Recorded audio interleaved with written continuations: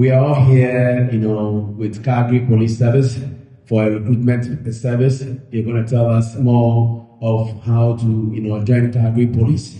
So if you are here because of that is Mr. Brandon here to tell us how to join Calgary Police. And, we have Gideon here, he's our police officer as well. We want police people in our community. So this is the reason why we are here to join, to listen to the information and ask the questions that we want so that you can give us the right answers. Thank you very much and enjoy the program. Collaboration between our association and the Calgary Police Service, a partnership rooted in shared values of safety, trust, inclusion, and opportunity.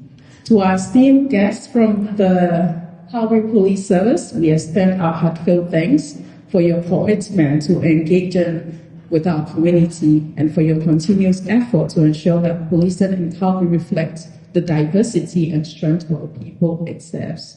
Your presence here is not only appreciated, it is deeply meaningful. To our community members, thank you for showing up and taking interest in programs that uplift and empower our youth professionals and future leaders. Your participation today is a clear reminder that when we come together across cultures, profession, and institution, we create new possibility for growth and change. This program is about more than recruitment. It's about building bridges, creating pathways, and opening doors to those in our community who dream of making a difference through service. Once again, thank you to the Calgary Police Service for your partnership, and thank you for everyone here tonight for being part of this important journey. Let us continue working hand in hand to build a Calgary that is safer, stronger, and more inclusive for all. Enjoy the rest of the program. Thank you. Years ago, there's only 1 year where we can't slow down. The information that we got from our executive director is that we need to hire. The process is the same for everybody. However, if you are so inclined and you have that mindset for service, you can 100% get on the job. And also, you might have to persevere, you might have to push, you might have to be resilient. I applied 4 times, right? So the one thing that I didn't have back in the day when I applied was that I didn't have somebody like me. So there was literally a paper application, we filled it out, and my application process took 19 months, and then I would get to the interview stage, and then I would be shut down, and that would be that. The thing that's different now is that we have resources in place to help people get information, and thank goodness we are on the internet, because back in the day when I applied, there was pretty much no internet. So now we have a much faster and a speedier process, and I'm super pumped to be able to share the application process with you and the small details. I could go on and on and on, so just kind of rub your face in my head if I'm going on to okay? We'll be out here. Or just say skills. Okay, so the stuff that we're going to cover today in relation to the application process are the core values, wage and benefits, recruit training, the minimum qualifications, the actual recruiting process, and personally what I think is the best part is the CPS opportunities, because there are so many. All right, so every major organization, and I have no doubt that your association here operates the same way. You have a set of visions, you have a set of core values that you operate on. CPS is no different. So I'll just bang them off here quick, but I'll give you a basic example as best I can for each one of them. Respect, honesty, compassion, courage, fairness, accountability, and integrity. So respect is a big one. So it does not matter who you come into contact with. It's very important to always show respect. One, because you represent the service, you represent your team, or if Gideon and I are rolling around with each other, whatever I do and however I behave actually is reflected on him as well. So it's very important to be respectful. It is so easy to be respectful. Everybody can do it. Feel it like overloading in this room. It is imperative. Sorry, it's very important that we're respectful with everybody that we deal with. And it doesn't matter what socioeconomic background they come from, whether they have a home or like the vulnerable community like I was describing downtown. It's amazing the smile you can get from somebody with showing respect. Oh, sorry, can you go back? There we go. Honesty. So that's a very, very important piece. So part of our job is we're investigations all the time, and a lot of our investigations they end up with people being charged, or it may just be an information report. But how you collect that information and how you input it into our computer systems, it's very important that we are honest. We all have notebooks. Are you using your phone for your notebook? Yes. Right on. Okay. I was on the paper notebook back in the day. I'm very thankful to have a phone version because I couldn't read what I'm writing. But whatever we write in there is what's going to be used as part of your package for your prosecutor. So eventually, when it does go to court, you may or may not get understand the information you put down in that report and in your notes. You must be honest at all times. Here's a big one, compassion. So I was talking to you all about compassion earlier. For example, downtown. I've been on the job a long time, and I don't care what my boss says. If I don't want to write a ticket, I'm not writing a ticket. So I will tell you for free, I never wrote one ticket to one female downtown. It was part of the whole community, not one. Now, some of the men on the vulnerable side, they would get the occasional ticket, but frankly, there's so many. How can I put it? The people from the other side of the spectrum that are violent, that are causing all the trouble downtown. I'll write tickets all day long. It's so important that you show compassion. If I go and I write a ticket to you, Gideon, you are the vulnerable person downtown or in 7th District, you've got a job, you've got money. Why would I do that? Because I know that you're not going to pay the ticket, and then when you don't pay the ticket, it's probably going to go to warrant. And then I'm going to arrest you, then I'm going to give you a piece of paper, then I'm going to release you again. If you do that enough times, then I have to take you to jail. How does that serve you? And how does that serve the community? I would say it doesn't. Is it compassionate?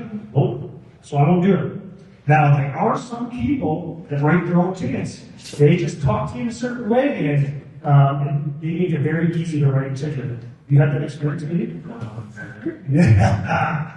All right, courage. So courage is super important. So bank robbery, breaking in there, stuff like that, where there's serious stuff going on right now with the people, where the police have to get in there right now to stop some, to help the community, to do whatever. Yes, that is part of the job. But I believe that courage is also important. And if you're somebody that's brand new in their career, just like Gideon, that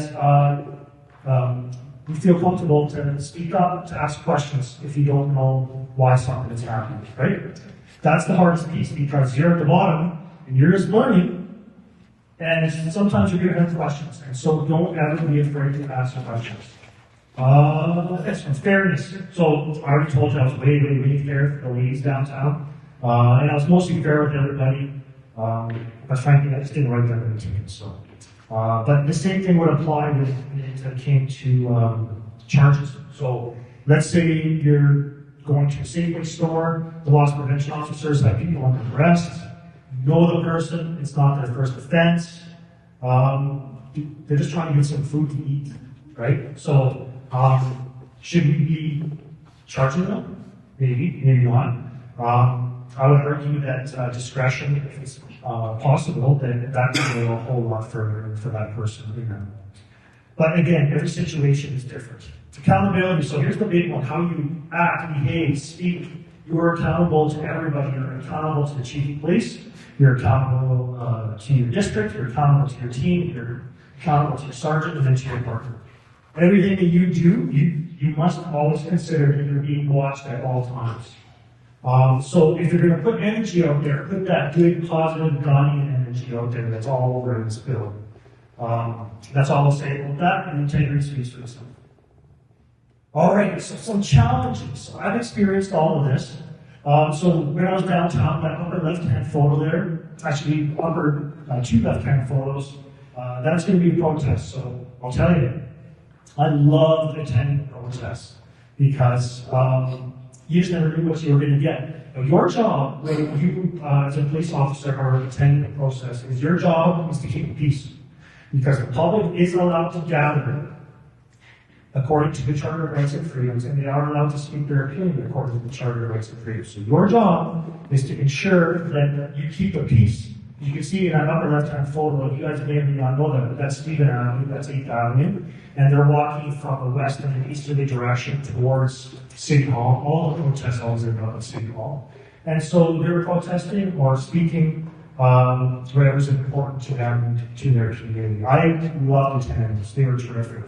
Now, there was a bit of time, well, and even now to this day, you can see that small photo there where the lady at the top, she has a camera, and she's right up close to that police officer. So that police officer is there, he's just taking a video just in case something happens, because then he can be investigated after the fact. But just think about socially. Let's say, Michael, let's say I didn't know you, and I'm wearing civilian clothes, and I come up and I'm that close to you, and I just start talking to you. And do you think that's weird? There's weird people out there. People can be weird. Now, what I would do in that particular situation, I was disengaged and just respectfully ask them to keep back, a few feet. But there are people out there that, that's right. Anyway, that stuff, it probably happens to me from time to time, but I was just sort of in space. I speak, I communicate, make bad jokes about myself, it's easy. But those people do that because when they look at you as a police officer, they don't see anything. They see from here down. That's it. They only see the police. So for some reason, she feels that is okay. I'm going to say it's not. The other two, and actually, the far right photos there, you can see there's snow. So that was me, not in that photo, but I walked up and down Stephen Avenue, -30 for hours on end on the beat. You can see that police cruiser is underwater. During my time in our quad that's there as well. During my time on the job, there's been 2 huge floods in the city of Calgary, and so I got to work those. I didn't get a quad, unfortunately. And then the upper right-hand photo, you can see that that's part of the police investigation. There's some snow on the ground. Just because the weather's really bad doesn't mean we need to be like, wait till it warms up. You know what I mean? So we have to deal with all the environmental factors. The bottom left-hand photo, I'm sure my guy Gideon can get this. So you're going to be on call, and say that call for service requires your response to be a bit quicker. We are allowed to break the rules of the road, right? Sirens, all that kind of stuff. You're listening to your radio. You're probably going to be looking at your CAD at the same time, and you're going to be reading information on the CAD. And then trying to get to that call rather quicker. What we are allowed to do is when you go through an intersection, you are allowed to, if you're on the red light, you're allowed to go through, but you have to do so safely, okay? So I'm not sure what happened there, but it's important, obviously, that you know where you're going, and that if you're going to clear an intersection, that you do so safely. Stop, wait for all lanes of traffic to stop, and you slowly work your way through, and then you carry on. Because if you get into a large accident like that, the street sergeant might be dealing with a very challenging call, and now you got into this big smash, and now needs to do your call as well. So just all these little things that you have to take into consideration. Sometimes people don't like it. Sometimes it's raining or snowing. Sometimes you're way too cold, and hopefully you don't get anybody to go out there. So there you go. Next one we need. Awesome. Okay, here's the why. This is probably one of my things that I always like to share. So services should always be your why. To serve your community, to do a good thing, to help keep your community safe.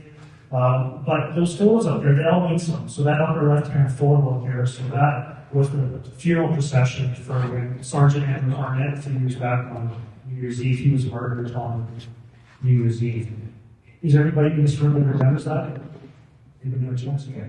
So what ended up happening was that he was murdered, and he was one of the most well-respected police officers on the job, and we had a large funeral for him. But if you look at that, the 2 fire trucks are there, there's a huge Canadian flag, police officers, peace officers, correctional officers, anybody associated with public service, they all came together from the entire country because one of our fallen. So this job that you do is more than a job. You're providing service, but at the same time you're part of a larger entity of people of a like-minded people that all want to do the same thing. So it was a very sad day, but we are very much like a large family. The why, the 2 bottom left-hand photos there. So you could be attending any kind of call whatsoever that requires police tape, or you can see the one there with all the police cars.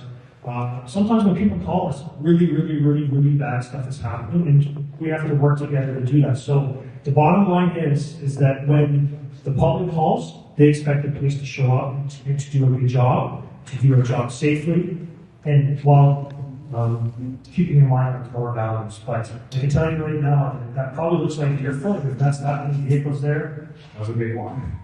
Let me see here. So you can see the police sergeant with the cowboy hat there, talking to a vulnerable person under the stairs. So that's stuff that I do all the time. Right, I'm in the high drug use areas and high drug trafficking areas. But again, my job is that people matter first. People first, people first, people first. And you can see that's what the sergeant there is doing. Actually, I know her quite well. She's a very well respected sergeant downtown in the East. Now, in the bottom photo there, here's another line. So there's a fellow there in one piece there. So he was charged for the homicide of a mother and her daughter. And ultimately, the daughter was discovered in the field, discarded in garbage with a 5-year-old. And we always agree that those people don't deserve to walk the streets, and that there's an expectation that we find who that person is, bring them before the courts, and take them away from potentially harming them. I don't know what was disclosed about that file in the newspaper, so I won't say anything more than that. Bottom right hand film. So you can literally go from that crazy call there with all the police cars, and then you can go to the bottom right one there, where it's wintertime, and a family just got into a car accident. So you had just gone from the most intense phone call, on call for service, and now you're going to go to this other one, and people are going to be very upset and nervous, and your job is to make them feel comfortable. Your job is to solve that problem for them. Despite all the stuff that you might have been, that you may have been involved in, this is their first time, potentially, that they have dealt with the police. So your job is, now you get to go back to that people matter part. You get to go there and you can help those people. You get them in your car, you get them warm, you find out what happened. Of course, you make sure that there's no paramedic that's required. You make sure that their health and wellness is taken care of. Now you get them in the car. Now they don't know how to deal with this. Their car is smashed. Can we all agree that car ain't driving him? He's not driving that car.